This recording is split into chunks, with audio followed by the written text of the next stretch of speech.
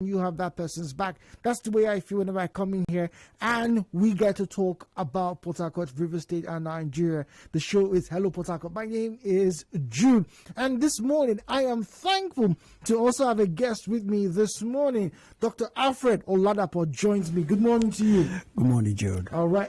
Once again, the thanks once again has to go out to all of you, the millions and millions of you listening and making contributions. Whenever you get to hear Dr. Alfred in studio, you know we're going to talk about something about our future. And this time around, once again, we're talking about education and things in line with education. Our conversation this morning is about brain drain. And a few weeks ago, we had a conversation, Dr. Alfred and I, off the microphone, obviously, and we were talking about this brain drain. Doctors trying to leave the country, engineers leaving the country, and all the things that come with it. And someone made mention that a lot of people complain that even when they do get over there, they have challenges. But Dr. Alfred has a different view. He feels right here in Nigeria, you can start to make a better choice. You can start to live a better life, earn a decent money. But even if you must travel, there are certain things that you must do to avoid suffering whilst you are in another country. And we'll also make a little touchdown as our final notes this hour on the JAM latest. Yes, the cutoff mark removed from JAM's itinerary now. So once again, sit back, relax. Get your pen, get your family ready. This is where the region has its best conversations.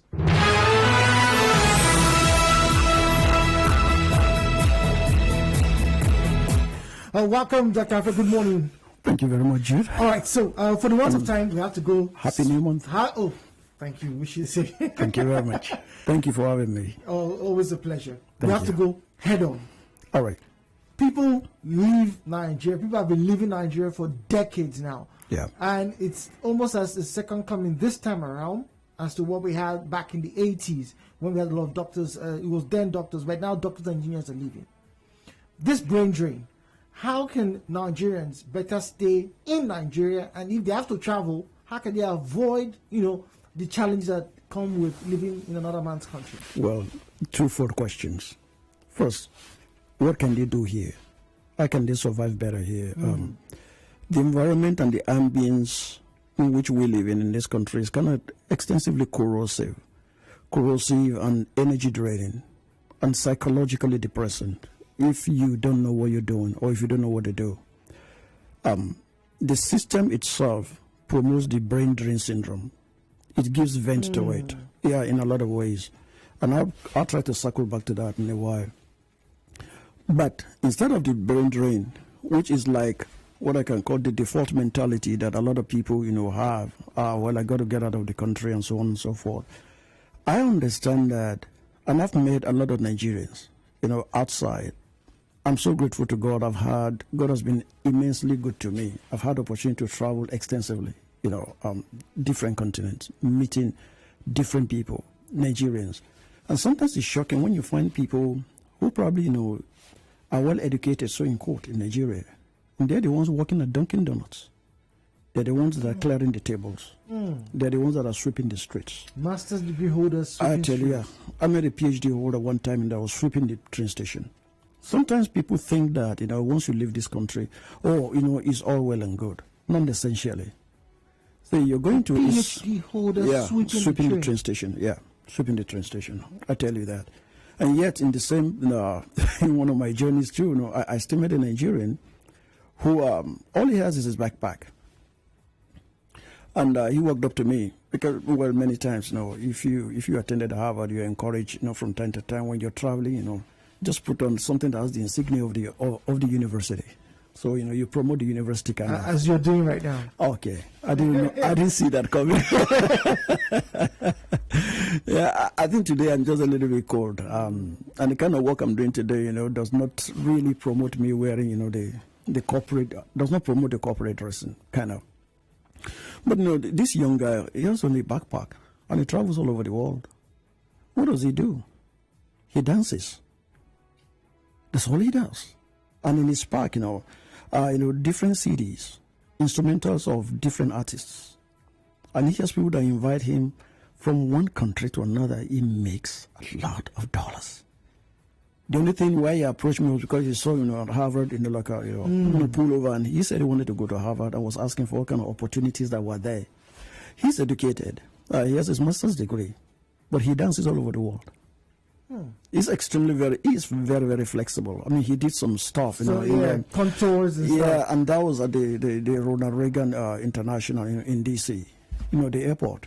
And right there, people were fascinated with what he was doing, yeah. And he makes a lot of money. So how then can you probably live in some of these places? If you need to migrate. You can't tell people not to migrate. And we can shout from now till tomorrow. The pressure that people face in this country alone is enough to push them to migrate. But then, if you need to migrate, so what do you need to prepare for? First, you are going to nations that have standards, much more than the standards we have here. Driving alone in Port Harcourt, if you're not very careful, you just think you are probably, in a very, confused situation. Someone driving against traffic. Very chaotic. It's very chaotic and quite shocking too. And sometimes, you find yourself, dodging motorbikes. You find yourself, dodging tricycles. You got a lot of people, crowding in one junction all over the place. So that alone is enough to try to mess up your day if you're going to walk. Except, you put yourself in the right frame of mind.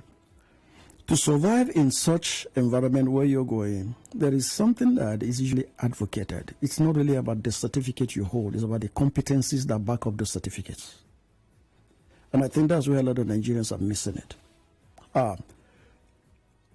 In most of the countries that I have been and I know, usually when students go on holidays, during summer, they don't really go, but many of them don't go to their parents. They go to places like, J.C. Penney. They go to, KFC, all these places. Franchise Bertucci's house. Yeah. Okay.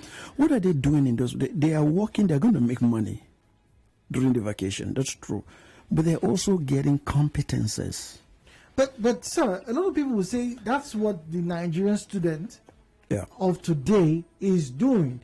That a good number of them are working whilst also going to school. At least I know two of my colleagues here who paid their way through school. One of them sold granuts.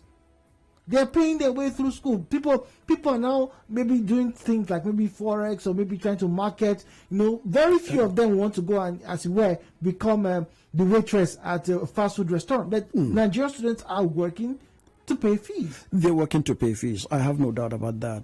But they also need to learn to translate the experiences in what they're doing into functional competencies that can get them a job.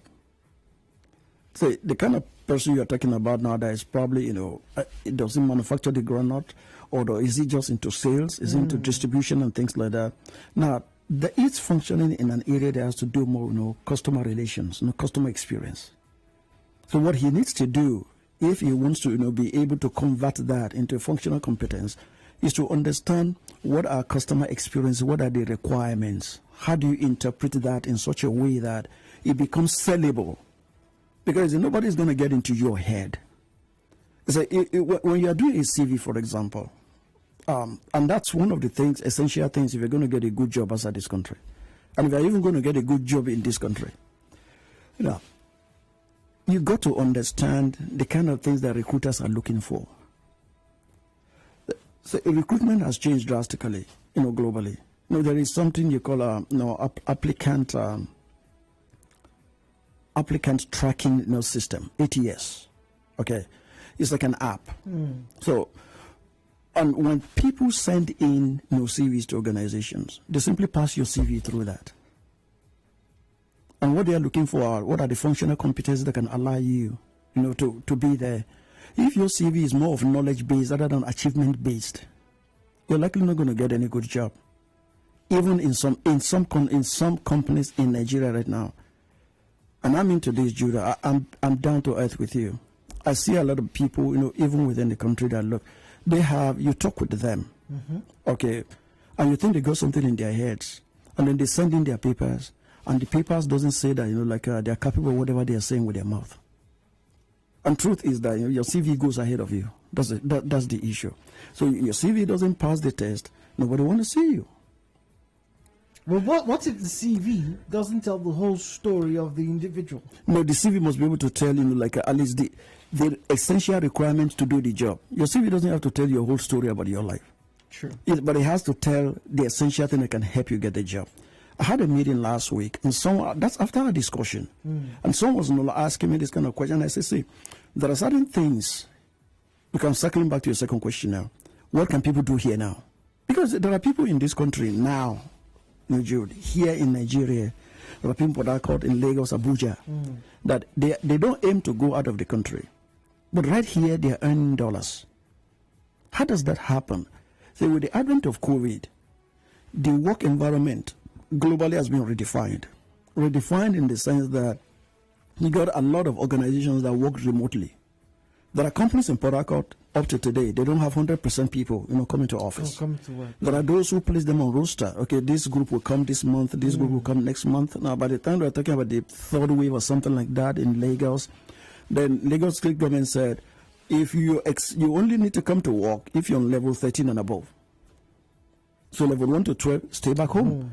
The question then is, you stay back home, and what are you doing? Yes. Yeah, because now you can work remotely. There are people that are in Nigeria that are working remotely in Saudi Arabia, working remotely in UK, working remotely, in US, working remotely in several organizations and several countries in Europe.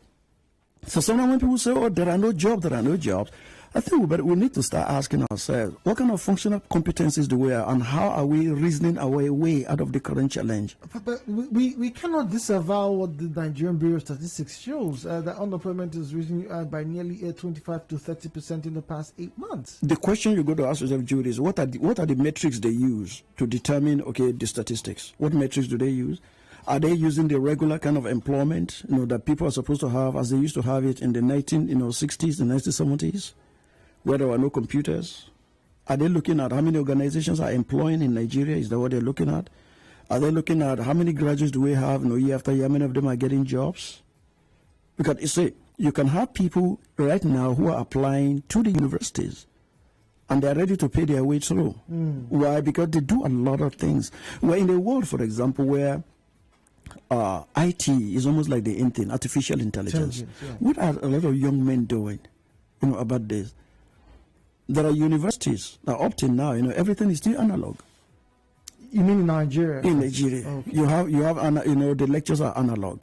The delivery is analog. The paper is analog.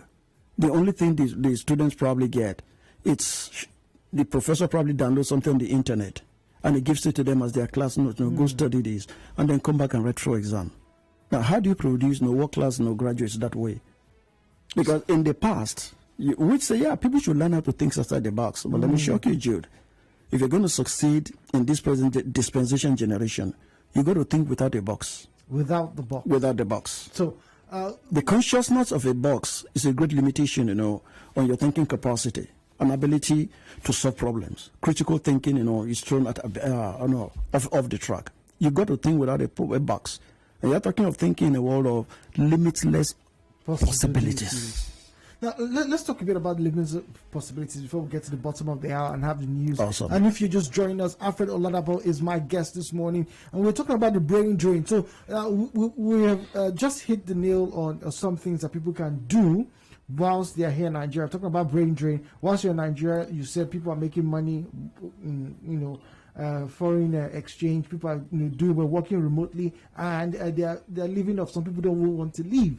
Now, for those who leave, you said that they are living to a place where there's structure.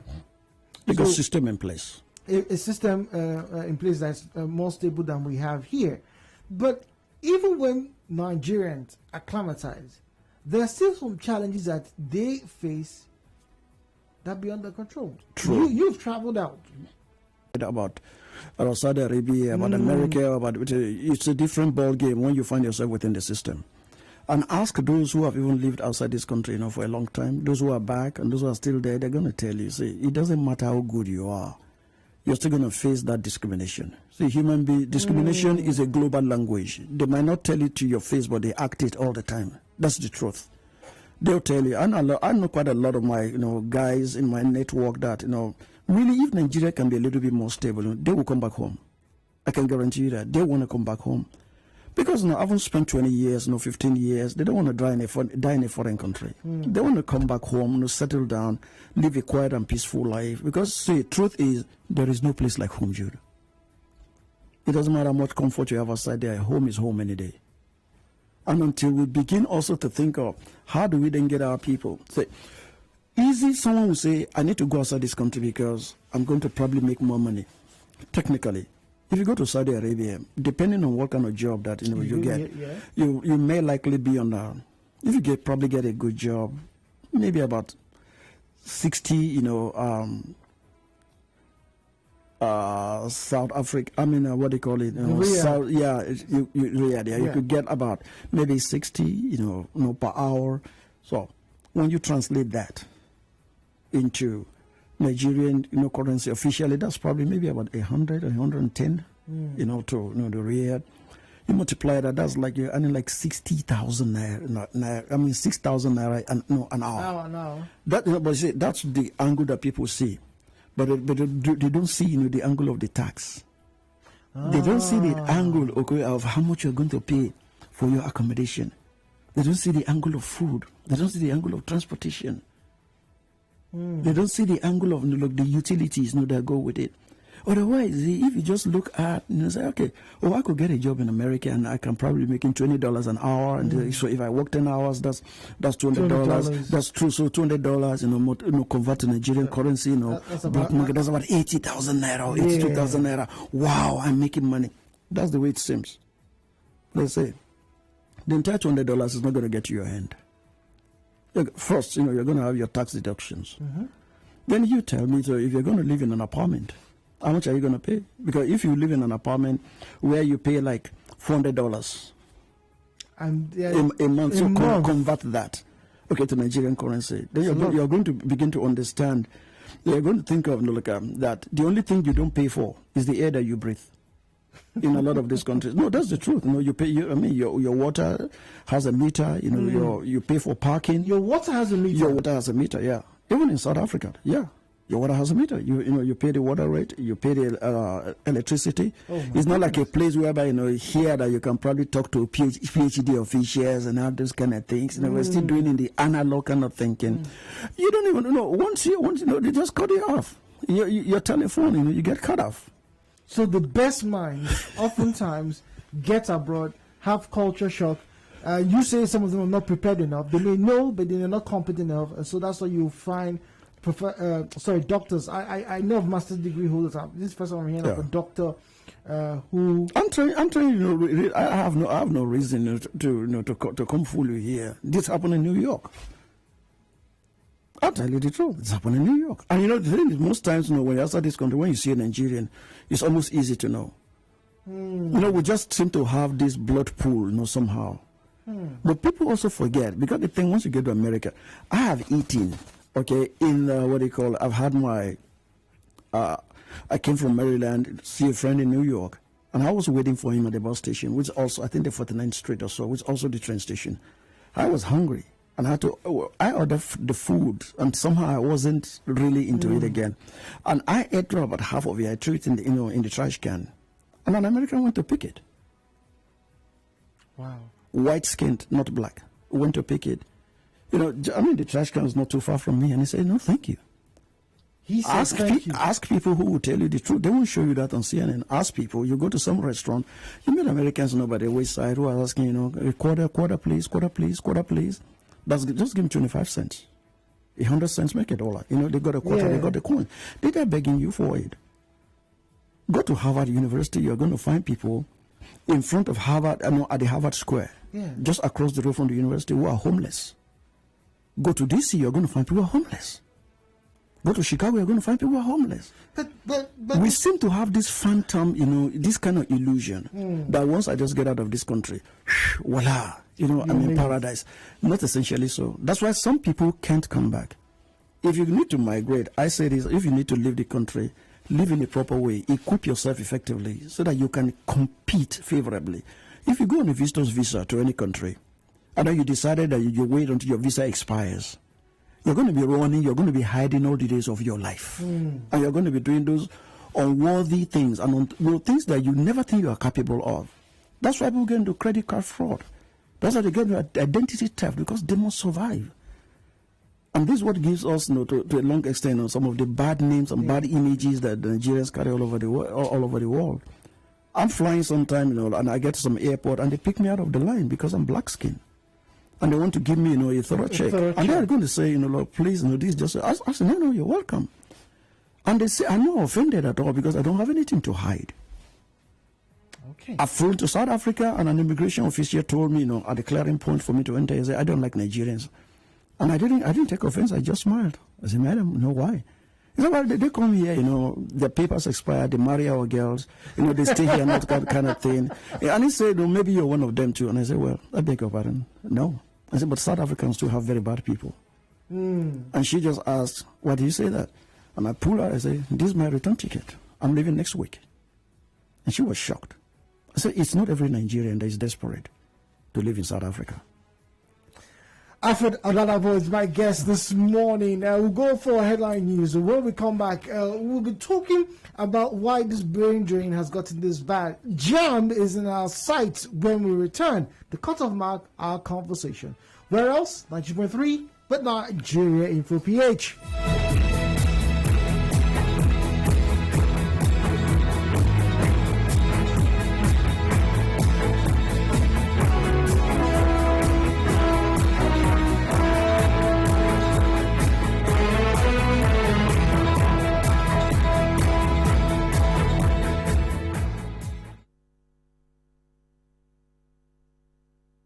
Headline News, Nigeria Info on 92.3. Headline News. Hello, good morning. I am Ifeemi Andrew. Repair work yet to begin on Elemeone axis of East-West Road. President Buhari says Nigeria recorded biggest economic growth in 6 years. JAMB cancels UTME cutoff marks. Federal government considers action against people who refuse to take COVID-19 vaccines. In business, CBN directs all commercial banks to publish names of customers who engage in fraudulent practices to obtain foreign exchange. In entertainment, BB Niger housemate Tega says she will move on if her marriage crashes after the show. In sports, Barcelona signed Netherlands striker Luc de Jong from Sevilla following Antoine Griezmann's return to Atletico Madrid. On the foreign scene, UK Home Office says Afghans who worked for British military and UK government will be able to move to the UK permanently. Contact our newsroom on 0818-900-0017. For more stories, visit our website at www.nigeriainfo.fm. Good morning. Thank you for your time.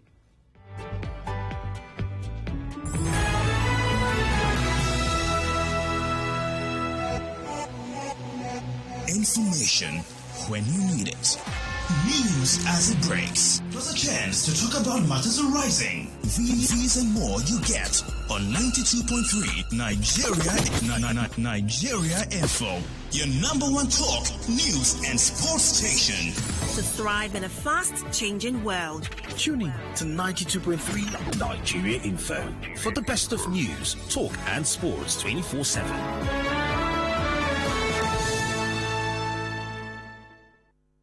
Alfred Oladapo is my guest this morning on Hello Port Harcourt. Our conversation is about the brain drain, and our branches is all about what we can do if you decide to stay in Nigeria, and also when you do decide to go out. Now, what precipitates all of these issues? Number one, as the finger pointed, is security and also education. And when we talk about education, we'd love to have Alfred join us. Our next part of this conversation, after which we open the phone line, has to do with that bit. JAMB has just recently stated that it is going to remove, or it has removed, its cutoff mark for its students, so no more cutoff marks. So it basically means that the universities or the tertiary institutions will then decide what type of candidate they would want to have. How is this going to impact on our educational system? Why is this even a topical issue? Well, once again, Alfred Oladapo is here, and this is where the region has its best conversations.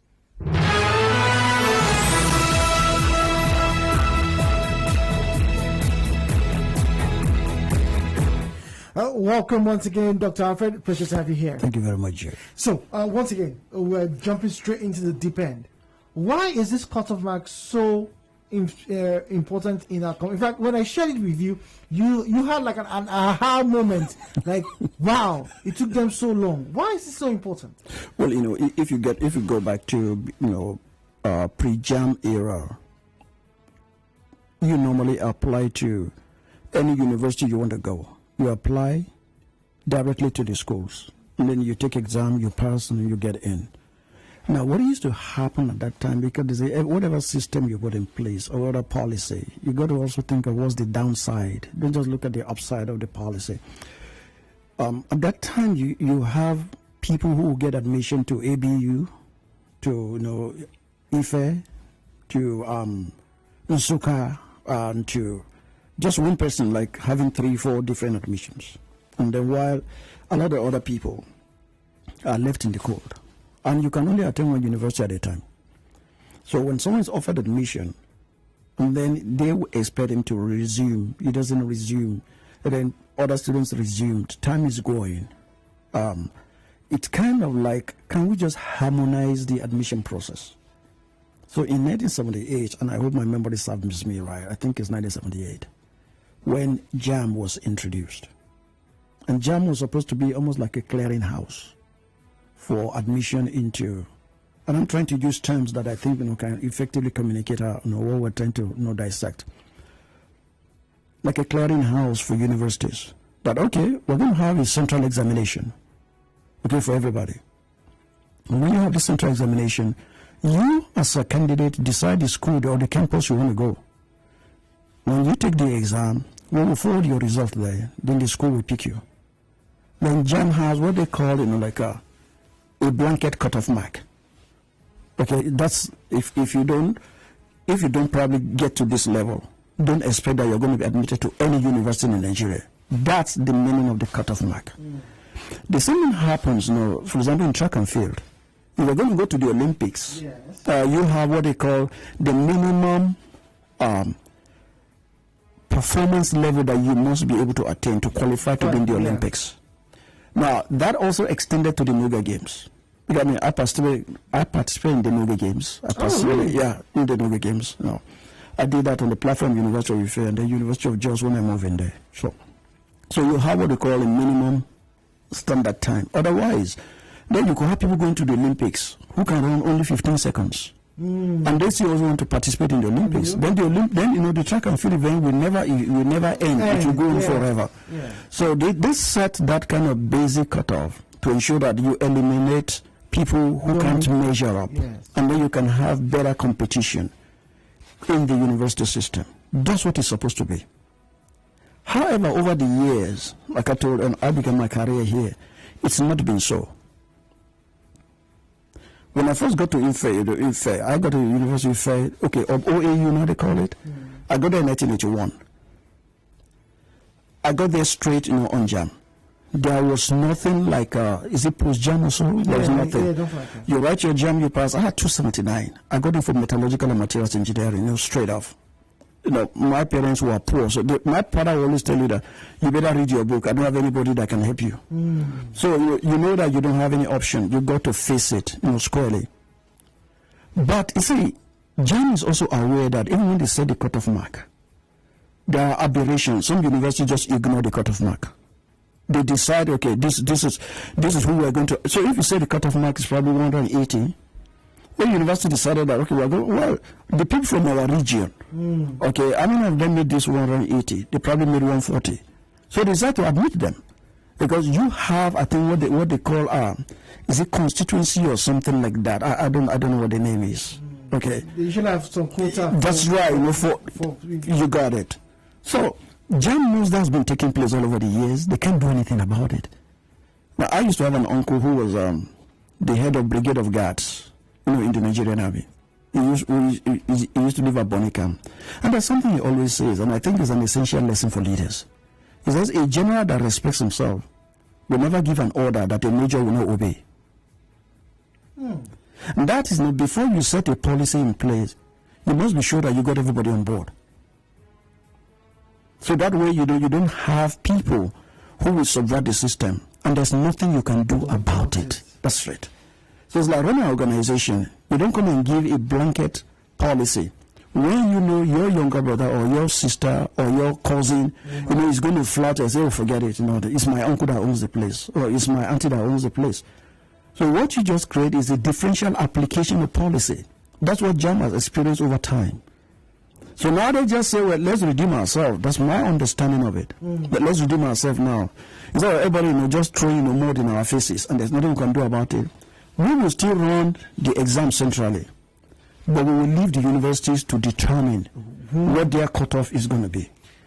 It's going to be interesting as we're about to open the phone lines now to see what the universities make of this. Hopefully, maybe when all this brouhaha with the ASU strike is over, if the universities will still have a post-JAM examination process, or if, like you stated, is ideal, you write the exam.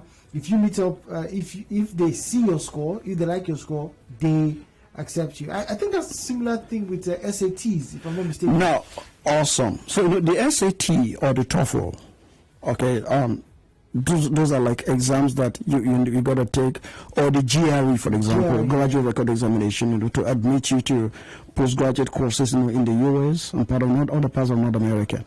Now you have a central body, okay, that sets the exam, and I think that this is the lacuna in the system we're running.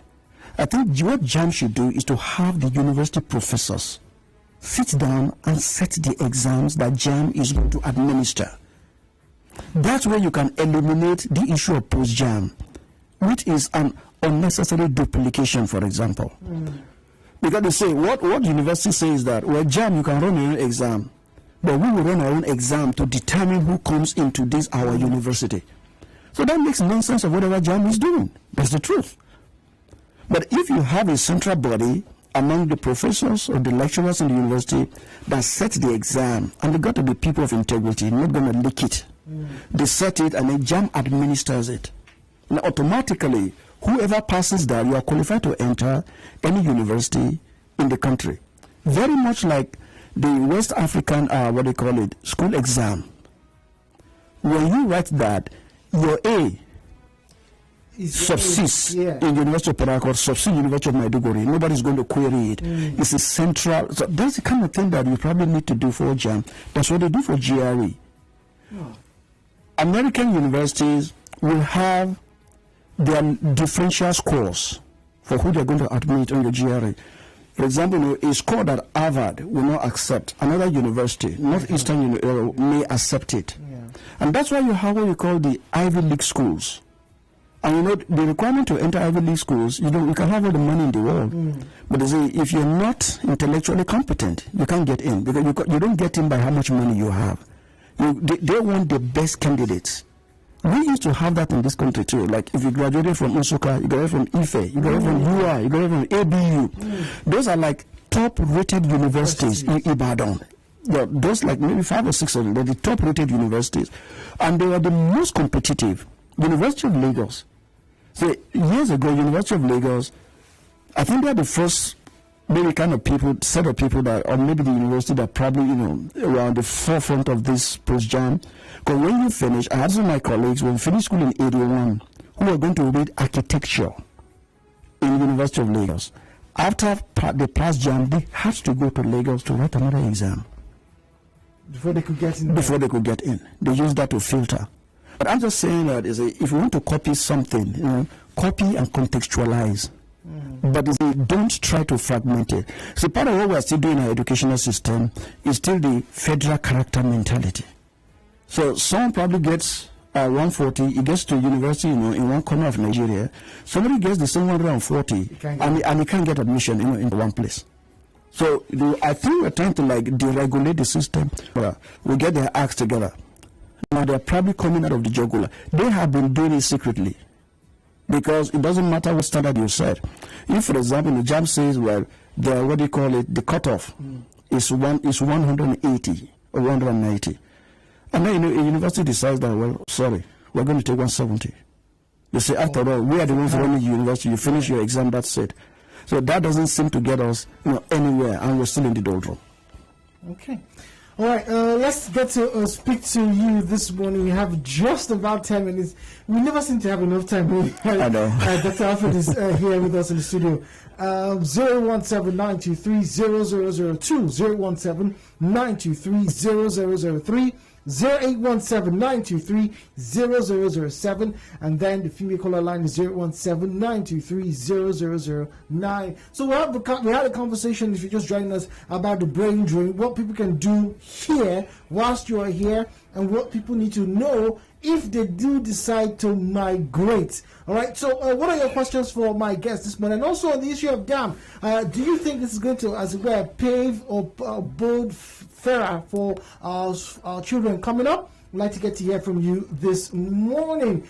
Gabriel is on the line. Let's get to hear from Gabriel this morning. Hello, Gabriel. Hi, Jude. Good morning to you. Welcome, please. Good morning. Morning to your guest, Mr. Alfred. Good morning. Yeah, my concern about the brain drain issue is just so heart-wrenching. Some people leaving, and friends, close friends, when they are at the airport, boarding their flight, they'll look back that, oh, I'm leaving my lovely home. I miss Nigeria, I miss this and all of that, but I got no choice. Mind you, some person leaving are not happy that they're leaving, but they don't have a choice anymore. You want to get your hand dirty like myself or any other person, you get to one village somewhere, enter the bush, set up something that you want to do a farm for yourself or anything for yourself, and after 2 days, 3 days, you get attacked.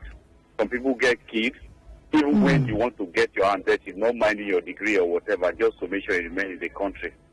But some people leave this country, they go to other parts of the world. They pay taxes, high taxes, yes, I agree, but they get the benefit of paying their taxes. The electricity is there for you. Not like me, I will earn a salary, I will pay my taxes, I will contribute money in the estate to buy transformer. When the transformer is installed, it will get blown off. I will contribute money to repair it. I'll pay my taxes. I should be protected by the government. I still have to raise another taxes in the estate to pay for security to protect me. If my child steps out of the estate, my blood pressure will be 200. Oof. I mean, all of that. But elsewhere, when you have paid your taxes, the high taxes we are talking about, you can even go to the primary education and secondary education, which is basic for free, and you are covered. There's this peace of mind that a man needs. That is what people are seeking for. Gabriel, thank you very much. Francis is in Transamadi. Hello, Port Harcourt. Good morning, Francis. Okay, yeah, good morning. Good morning. Welcome. Okay, I want to talk about the jam issue and, of course, our educational system and the brain drain. The truth is, what jam has just done is something that is, for me, is irrelevant because their cutoff has never been used. In fact, it's even worse now because before, when jam has set up their cutoff, and say it's 200, universities will just use that cutoff and then use that for their post-UME. But right now, with that cutoff, universities now have more students. So just say, our own cutoff is 150. So they have more to examine, and those people will pay money, and they will have more money for their post-UME. So that's just it. They're just helping the universities, make more money with their post-UME examination and all that. You see, the issue is just about how to make money. Francis. Money that goes into people's pockets. Thank you very much, Francis. Francis raises a very interesting view there. I hate to say it, but it sounds a bit like the Nigerian factor. But is it far from the truth, or is this how it's obtainable anywhere else? No, but part of what we said is, if you want this to work, then ensure that involve the universities or community in setting the exams for JAM. Let them bring the questions that they know, the standard questions, so that when I take JAM and I pass it, I don't have to go through any of that screening to get into the course of my choice and university of my choice. What he said is one of the downsides that we're talking about. Because now, you guys look fine. So our cutoff is going to be the 100. So I have, instead of probably, in the past, I have like 2,000 people trying to, take. No, so I have 15,000 people now. But what if there is a push that, okay, since there is no jam cutoff anymore, the universities will take their cutoff from the jam result, thereby restricting or making it redundant to have a further examination. That's exactly what we're saying, Jude. You talk about the GRE, for example. I take GRE, to enter a particular university in the US. My result, whatever result I get in my GRE exam, okay, from the standard testing exam board in the US, universities across the US, that's West Africa. In Liberia will not about, no, you need to come and write our own WAEC again. This is the problem that we have. See, the universities don't have faith in what JAM is doing. Okay. Tony is an other judge. Hello, Potako. Tony, good morning to you. Good morning, Joe. Good morning. Welcome, please. Thank you. I have a niece who scored 241 in JAM and has 4.8 in WAEC and B's. There's no C. But she could not get admission into University of Ilorin. I don't think you're hearing me. University of Ilorin? Yeah, she could not. Why? So, question is, in the hierarchy of exams, I know that WAEC is one of the most recognized exams anywhere. If somebody passed WAEC and passed JAM with that kind of high score, I could. Tony? Hello? Okay, sorry, Tony. Chibike is Najib. Hello, Potako. Good morning, Chibike. Hello, Chibike. Hello? Okay, all right, apologies. Seem to have some connection problems there. So, Tony just, as it were, retweeted one of the comments you I was a victim of that too. Because when my dad passed on and I couldn't continue at IFE, and then I had to go back, rewrote exam again. This is 84. I had, and it's on record, Jude, I had the best mathematics result in JAM in Nigeria. I had 87 over 100. Wow. University of Ilorin did not give me admission.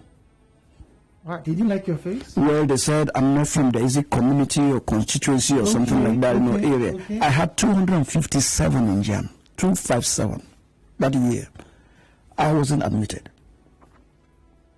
But the University of Jos already saw my record, at JAM, and invited me to come on school over there.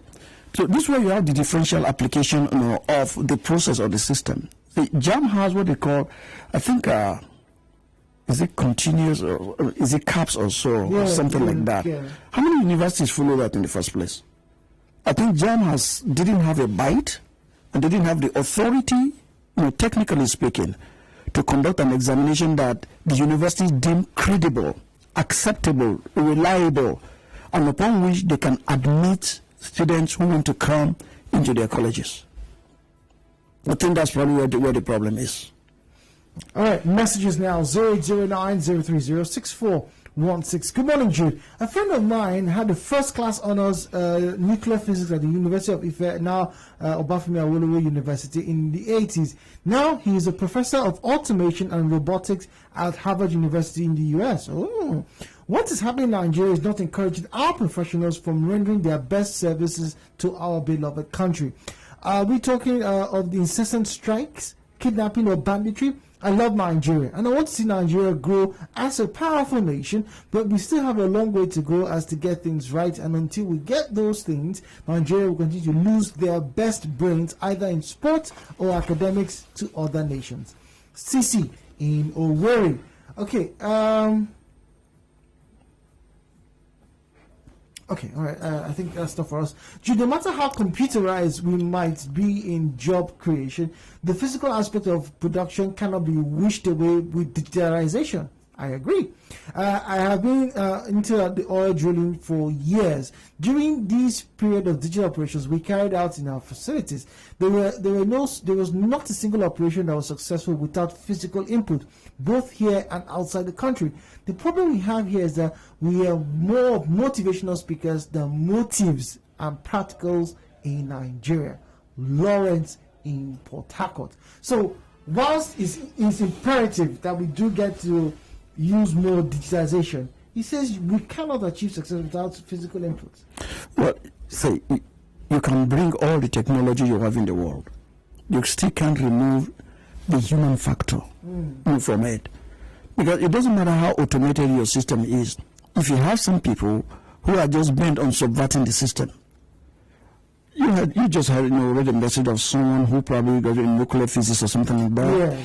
So the thing with living in this country is they're looking for the best brains all over the world. And you don't have to know anybody to get the best job anyway. In Nigeria, many times it's like people they don't ask who you know. It's about who do you know that can give me a note. And I think over time it's become maybe worse with the political terrain. Even in sports. I mean, you had some time ago that the National Assembly was trying to dictate who and who should come. Say, when Father Chico was there during the time of Shegun Odegbami, Christian Chukwu, Okala, Thompson Hussein, and the rest of them, it doesn't matter if all of them come from one region of the country. They're representing Nigeria. So where our psyche has been so bastardized now that just name 5 people to be on the board. The first question people are asking is, where are they from? Where are they from? Yeah. And that's what has also infiltrated to our educational system. My only hope is this, that with this step that's been taken, we will go a step further to eliminate whatever we call post-JAM. Let's give credibility to JAM or scrap JAM entirely. Allow the universities conduct their examinations. Well, so many messages here. Unfortunately, I can't take any more calls. We are almost out of time. Good morning, Jude and Dr. Alfred. I want to know how technocrats like you, Alfred, can help JAM implement what you suggested, that is getting professors with integrity set a central examination into the universities while JAM will administer it, thereby preventing duplication of the process. Yes. How do we get people like you to be in the system? I'm not in the system. But that's what he wants to know. You've made a suggestion. That's true. It's good to make a suggestion, but we need to implement these suggestions. We need to implement this suggestion. I have no doubt about that. How does WAEC do it? Is the question we have to ask. I think JAM probably has a lot to learn from WAEC. Okay. Well, that's so much we can take, Dr. Alfred. Always a pleasure having you around. Thank you very much. Thank you for answering the call on an impromptu note. My pleasure. Well, my name is Jude. This is what we call it. We have Andrew standing by with the news. I would like to wish you all a wonderful day. It did rain earlier on, so do stay well and stay dry. Tomorrow, more conversations. But for now, goodbye.